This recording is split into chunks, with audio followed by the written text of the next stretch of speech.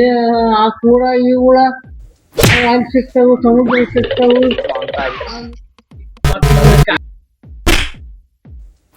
ಅಲ್ಲಿ ತಿಂತಾರ.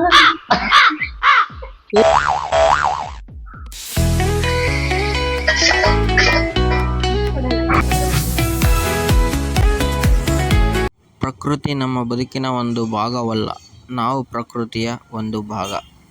Good morning guys, welcome to my new vlog DK in Kannada. ಬೆಳಗ್ಗೆ workout ಎಲ್ಲ ಮುಗಿಸ್ಕೊಂಡು ನಮ್ಮ ಬಾಡಿ ಕಂಡೀಷನ್ ಹೇಗಿತ್ತು ಹಾಗೆ ಮುಗಿಸಾದ್ಮೇಲೆ ಫಸ್ಟ್ ಮೀಲ್ ಮಾಡ್ಕೊಂಡ್ವಿ.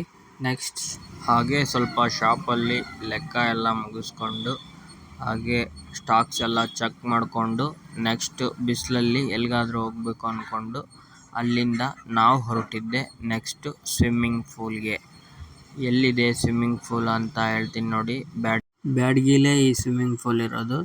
ನಾವು ಮನೆಗೆ ಬಂದು ಊಟ ಎಲ್ಲ ಮುಗಿಸ್ಕೊಂಡು ನೆಕ್ಸ್ಟು ಬಿಸಿಲಿನ ಬೇಗೆನ ತಡೆಯೋಕ್ಕಾಗದೆ ಸ್ವಲ್ಪ ಕೋಲ್ಡಾಗಿ ಚಿಲ್ಲಾಗಿ ಎಂಜಾಯ್ಮೆಂಟ್ ಮಾಡ್ಕೊಂಡು ಬರೋಣ ಅಂತ ನಾನು ತಮ್ಮ ರೆಡಿಯಾಗಿ ಇಲ್ಲಿಂದ ಸೀದಾ ಹೋಗ್ತಿದ್ದೀವಿ ನೋಡಿ. ಇವಾಗ ನೀವು ನೋಡ್ತಾ ಇರೋದು ಕದ್ರಮಂಡ್ಲಿಗೆ ರಸ್ತೆ. ನೆಕ್ಸ್ಟು ಸರ್ಕಲ್ಗೆ ಹೋಗಿ ಸರ್ಕಲ್ಲಿಂದ ಹೇಗೆ ಹೋಗಬೇಕು ಅಂತ ನಾನು ನಿಮಗೆ ತಿಳಿಸ್ಕೊಡ್ತೀನಿ, ಬನ್ನಿ. ಬಾಡಿ ಎಲ್ಲ ಫುಲ್ ಟಯರ್ಡ್ ಆಗಿತ್ತು. ಹಾಗೆ ಇವಾಗಿನ ಸದ್ಯ ಇರೋ ಬಿಸಿಲಿಗೆ ಜನ ತಡ್ಕೊಳ್ಳೋಕ್ಕಾಗದಿರೋಷ್ಟು ಸೆಕೆ ಹೊರಗೆ ಹಾಕೋ ಟೈಮ್ ಅಂತೂ ಇದಾಗಿದೆ. ಆದರೆ ಹೇಗಾದರೂ ಕೋಲ್ಡ್ ಆಗಬೇಕು ಅಂತಲೇ ನಾವಿವಾಗ ಹೋಗ್ತಾ ಇರೋದು. ನೇಚರೆಲ್ಲ ಎಂಜಾಯ್ಮೆಂಟ್ ಮಾಡಿಕೊಂಡು ನಾನು ನಮ್ಮ ತಮ್ಮ ಸ್ವಲ್ಪ ಕಾಮಿಡಿ ಪಂಚ್ಗಳನ್ನ ಹೊಡ್ಕೊಂಡು ಹಾಗೆ ಹೋಗ್ತಿದ್ದೀವಿ ನೋಡಿ.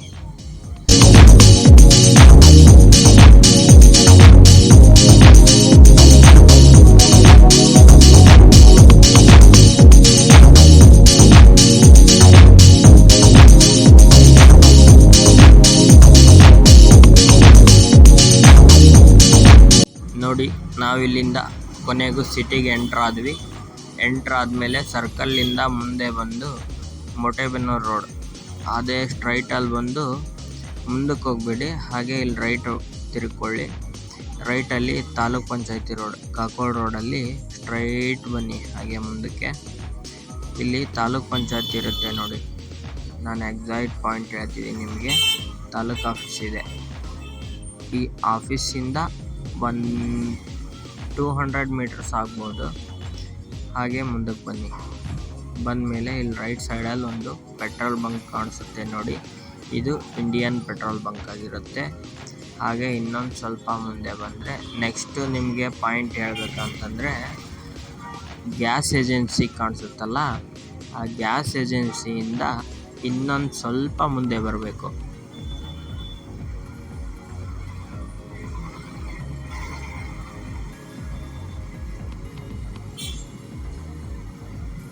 ನೋಡಿ ನಾನು ಹೇಳಿದ್ನಲ್ಲ, ಲೆಫ್ಟ್ ಸೈಡಲ್ಲಿದೆ ಗ್ಯಾಸ್ ಏಜೆನ್ಸಿ ವಿತ್ ಗೋಡಮ್. ಹಾಗೆ ಮುಂದೆ ಬಂದರೆ ಒಂದು ರೈಟ್ ಸೈಡಲ್ಲಿ ಸ್ವಿಮ್ಮಿಂಗ್ ಪೂಲ್ ಬೋರ್ಡ್ ಕೂಡ ಇರುತ್ತೆ, ಅಲ್ಲಿ ಹೋಗಬೇಕು ನೋಡಿ. ಇವಾಗ ನಾನು ತೋರಿಸ್ತೀನಿ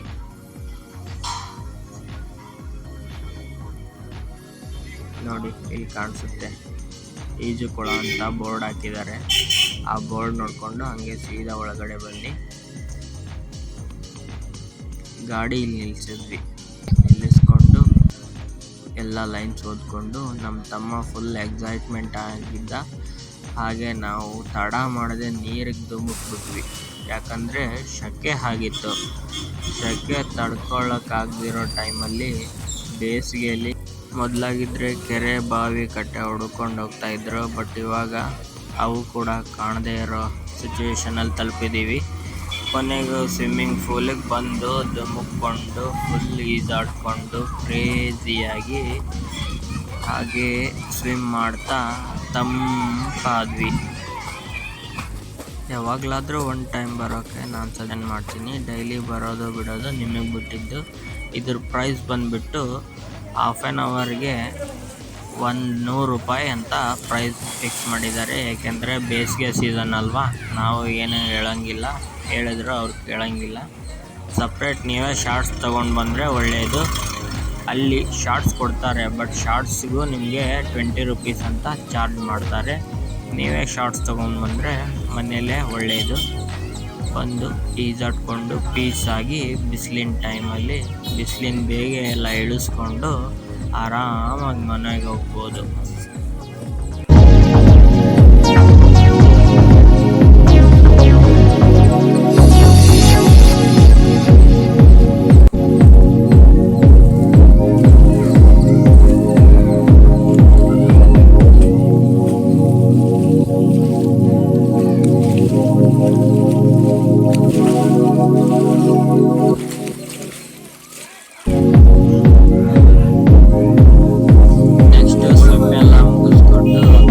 ನಮ್ಮ ಅಜ್ಜಿ ಫ್ರ್ಯಾಂಕ್ ಮಾಡೋ ಪ್ರೋಗ್ರಾಮ್ ಇಟ್ಕೊಂಡಿದ್ದೀನಿ.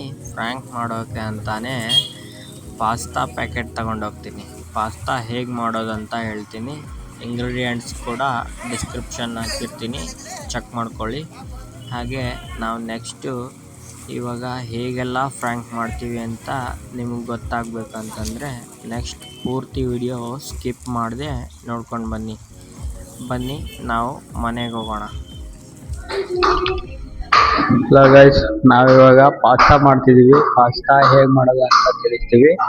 ಹಾಗೆ ಲೈಟಾಗಿ ನಮ್ಮ ಅಜ್ಜಿಗೆ ಸ್ವಲ್ಪ ಫ್ರ್ಯಾಂಕ್ ಮಾಡಿ ಒಳ್ಳೆ ಎಬ್ಬಿಸೋಣ ಬನ್ನಿ. ಪಾಸ್ತಾ ತಿನ್ನಂತೆ ಯಾಕ ಅಲ್ಲಪ್ಪ ನಾನು ಯಪ್ಪ ಆ ಪ್ರಾರ್ಥನೆ ಬೇಡ, ಉಳಾಮ ಬೇಡ, ಎಲ್ಲಿ ಬೇಡಪ್ಪ ನಾನು ಯಪ್ಪ 2 ರೊಟ್ಟಿ ತಿಂದು ಕಣ್ಣು ಚೆಲ್ಲಕ ಏನಾಗಂಗ ಬಿಸಿಲು ಜಾಳಕ ಅದಕ್ಕೆ ಇದಾದಂಗ ಆಗ್ಬಿಟ್ಟೈತಿ. ತಿಂದ್ರ ನೀನು ಕಸು ಬೇಡಪ್ಪ, ನಾನು ಆ ಮುದ್ಕನ್ ಕಸು ಮಾಡಿ ಸೇಮ್ ಎಗ್ ತರ ಇರ್ತದೆ. ಎಗ್ ತರ ಅದು ಕಟ್ಟಿರೋ ಒಂಥರ ಕೊಡಪ್ಪ. ನೋಡಿ ಕಿರಿಗಿಸಿ ಬಿಟ್ಟು ಕೈ ಜಾಸ್ತಿ ಪಾಟೆ 2 ರೊಟ್ಟಿ ಮುಂದೆ ಉಂಡ ಅಂತಾನೆ ಅಂತ ಅದು ಅದ್ರದ್ದು ಸ್ವಲ್ಪ ಮಾಂಸ ಹಾಕಿರ್ತಾರ, ಊರಾಗ ಇರ್ತೈತಿ ಅಂತಿದ್ವಿ. ಹಂಗ ಹೆಂಗ್ ತಿಂತಾರ ಆ ಕೂಡ ಈ ಹುಳ ಅಲ್ಲಿ ಸಿಗ್ತಾವು, ಸಮುದ್ರ ಸಿಗ್ತಾವು, ಮೀನ್ದಾಗ ಇರ್ತಾವು, ಮೀನ್ ಹೇತಿರ್ತಾವು, ಅವ್ನ ಹಾಕೊಂಡ್ ಹಾಕ್ತಾರೆ. ತಿನ್ನಕ್ ಒಳ್ಳೆ ಮಾಮೂಲಿ ಕೊಟ್ಟಾಗ 2 ರೊಟ್ಟಿ ಇಟ್ಕೊಂಡು ಬರ್ಬೇಕನ್ನ ತಂಪು ಅದಕ್ಕೂ ಸಾಕು.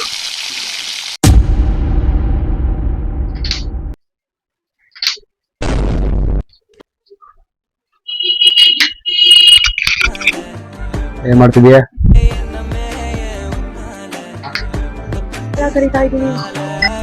ನೋಡಿ, ನನ್ನ ವೈಫ್ ಹಪ್ಪಳ ಕರಿತಾ ಇದ್ದೀನಿ ಅಂತ ಹೇಳ್ತಿದ್ದಾಳೆ. ಹಪ್ಪಳ ಕರಿಯೋದು ಡಿಸ್ಟರ್ಬ್ ಮಾಡಬಾರ್ದು ಅಂತ ಅವಳಿಗೆ ಲೈಟಾಗಿ ಹೆಲ್ಪ್ ಮಾಡೋಕ್ಕೆ ಹೇಳಿ ನಾವು ನಮ್ಮ ರೆಸಿಪಿನ ಸ್ಟಾರ್ಟ್ ಮಾಡೋಣ ಬನ್ನಿ. ನಾನು ಈರುಳ್ಳಿನ ಸ್ವಲ್ಪ ಕಟ್ ಮಾಡ್ಕೊಂಡಿದ್ದೆ. ನಿಮಗೆಷ್ಟು ಬೇಕೋ ಅಷ್ಟು ನೀವು ಕಟ್ ಮಾಡ್ಕೊಳ್ಳಿ, ಯಾಕಂದರೆ ಇದು ಸ್ವಲ್ಪನೇ ಆಗಿದೆ, ಇನ್ನು ಸ್ವಲ್ಪ ಜಾಸ್ತಿ ಆಗಬೇಕಾಗಿತ್ತು. ಹಾಗೆ ಈರುಳ್ಳಿನೆಲ್ಲ ಫ್ರೈ ಮಾಡಿಕೊಂಡು ಸ್ವಲ್ಪ ರುಚಿಗೆ ತಕ್ಕಷ್ಟು ಉಪ್ಪು ಹಾಕ್ಕೊಂಡು ಸಾಂಬಾರು ಪೌಡ್ರ್ ಹಾಕ್ಕೊಂಡು ಹಾಗೆ ಸ್ವಲ್ಪ ನೀರು ಹಾಕ್ಕೊಂಡು ಸ್ವಲ್ಪ ಖಾರದ ಪುಡಿ ಹಾಕ್ಕೊಂಡು ಮಿಕ್ಸ್ ಮಾಡ್ಕೊಂಡಾದ್ಮೇಲೆ ಹಾಗೆ ಸ್ವಲ್ಪ ಕೈಯಾಡ್ಕೊಂಡ್ವಿ. ಏನಪ್ಪ ಇದು ತಿನ್ಬೋದಾ ಅಂತ ಅಂದ್ಕೋಬೇಡಿ, ಚೆನ್ನಾಗೇ ಇತ್ತು ಟೇಸ್ಟು. ಫಸ್ಟಿಗೆ ಈರುಳ್ಳಿ ಸ್ವಲ್ಪ ಕಡಿಮೆ ಆಗಿತ್ತು ಅಂದ್ಕೊತೀನಿ. ನೀವು ಹೆಚ್ಕೋಬೇಕಾದ್ರೆ ಸ್ವಲ್ಪ ಈರುಳ್ಳಿನ ಜಾಸ್ತಿ ಹೆಚ್ಚಾಕ್ಕೊಳ್ಳಿ, ಚೆನ್ನಾಗಾಗುತ್ತೆ. ಹೀಗೆ ಹೆಚ್ಚಾಕೊಂಡಾದ್ಮೇಲೆ ನಾವು ನೆಕ್ಸ್ಟು ಪಾಸ್ತಾ ತೋರಿಸ್ತೀನಿ ನೋಡಿ. ಇವಾಗ ನಿಮಗೆ ಪಾಸ್ತಾನ ಇದ್ರೊಳಗಡೆ ಹಾಕ್ಕೊಂಬಿಡಿ. ನೋಡಿ, ಪಾಸ್ತಾನ ಹಾಕ್ಕೋಬೇಕು. ಚೆನ್ನಾಗಿ ಬೇಯಿಸ್ಕೊಂಡು ಅದನ್ನೆಲ್ಲ ಎತ್ತಿಟ್ಕೊಂಡಿದ್ದೆ, ಅದನ್ನು ಇವಾಗ ಹಾಕ್ಕೊಂಡು ನೆಕ್ಸ್ಟ್ ಮಿಕ್ಸ್ ಮಾಡ್ಕೊಳೋಕ್ಕಿಂತ ಮುಂಚೆ ಅದರದ್ದೇ ಸಾಸ್ ಸಿಗುತ್ತೆ, ಸಾಸ್ ಎಲ್ಲ ಹಾಕ್ಕೊಂಡು ನೆಕ್ಸ್ಟ್ ಅದರದ್ದು ಮಸಾಲ ಬರುತ್ತೆ ನೋಡಿ. ಇವಾಗ ತೋರಿಸ್ತೀನಿ ನಿಮಗೆ. ಇದು ಬಂದು ಮಸಾಲ ಪುಡಿ, ಪಾಸ್ತಾ ಕೊಟ್ಟಿರ್ತಾರಲ್ಲ ಅದರೊಳಗಡೆ ಇದಿರುತ್ತೆ. ಈ ಮಸಾಲ ಪುಡಿನ ನೆಕ್ಸ್ಟ್ ಹಾಕ್ಕೊಂಡು ಹಾಗೆ ಪ್ಯಾಕೆಟಲ್ಲಿರೋದೆಲ್ಲ ಪೂರ್ತಿ ಹಾಕ್ಕೊಂಡು ಹಾಗೆ ಮಿಕ್ಸ್ ಮಾಡ್ಕೊಳ್ಳಿ. ಚೆನ್ನಾಗಿ ಮಿಕ್ಸ್ ಆಗಬೇಕು. ನೀರು ಹಾಕ್ಕೊಳ್ಳಿ, ಸ್ವಲ್ಪ ಒತ್ತದೇ ಇರೋ ಥರ ನೋಡ್ಕೊಳ್ಳಿ. ಇಷ್ಟು ಸ್ವಲ್ಪ ಉಪ್ಪು ಕಡಿಮೆ ಆಗಿತ್ತು ಅಂತ ಇನ್ನೊಂದು ಸ್ವಲ್ಪ ಉಪ್ಪು ಹಾಕ್ಕೊಂಡು ಚೆನ್ನಾಗಿ ಇನ್ನೊಂದು ಸಲ ಕ್ಲೀನಾಗಿ ಮಿಕ್ಸ್ ಮಾಡಿಕೊಂಡೆ. ನೋಡಿ, ರೆಸಿಪಿ ಹೀಗಿದೆ. ಬೇಕಾದರೆ ಮನೇಲಿ ಟ್ರೈ ಮಾಡ್ಕೊಳ್ಳಿ, ಚೆನ್ನಾಗಿ ಬರುತ್ತೆ. ಸೇಮ್ ಮ್ಯಾಗಿ ಇರುತ್ತಲ್ಲ, ಸೇಮ್ ಮ್ಯಾಗಿ ಟೇಸ್ಟೇ ನಿಮಗೆ ಬರುತ್ತೆ. ನನ್ನ ವೈಫು ಇವತ್ತು ಪಾಸ್ತಾ ತಿನ್ನಬೇಕು ಅಂತ ಫುಲ್ ಹಠ ಹಿಡಿದಿದ್ಲು. ಬಟ್ ಯಾವ ಶಾಪಲ್ಲೂ ಪಾಸ್ತಾ ಸಿಗದೇ ಇರೋ ಕಾರಣ ನಾನೇ ಮನೆಗೆ ಬಂದು ನಮ್ಮ ವೈಫ್ಗೆ ಕೈಯಾರ ಮಾಡಿಕೊಟ್ಟೆ. ಓಕೆ ಫ್ರೆಂಡ್ಸ್, ಬಿಸಿ ಆರೋ ಮುಂಚೆ ನಾವು ಕೂಡ ಪಾಸ್ತಾ ತಿನ್ಕೊಬಿಡ್ತೀವಿ. ಹಾಗೆ ನಿಮಗೂ ಕೂಡ ಇಷ್ಟ ಆಗಿದ್ದರೆ ಮನೆಯಲ್ಲಿ ಖುಷಿಯಾಗಿ ಮಾಡ್ಕೊಳ್ಳಿ, ಖುಷಿಯಾಗಿ ತಿನ್ಕೊಳ್ಳಿ ಅಂತ ಹೇಳ್ತಾ ಇವತ್ತಿನ ಬ್ಲಾಗ್ನ ಎಂಡ್ ಮಾಡ್ತಿದ್ದೀನಿ. ಬಾಯ್ ಬಾಯ್.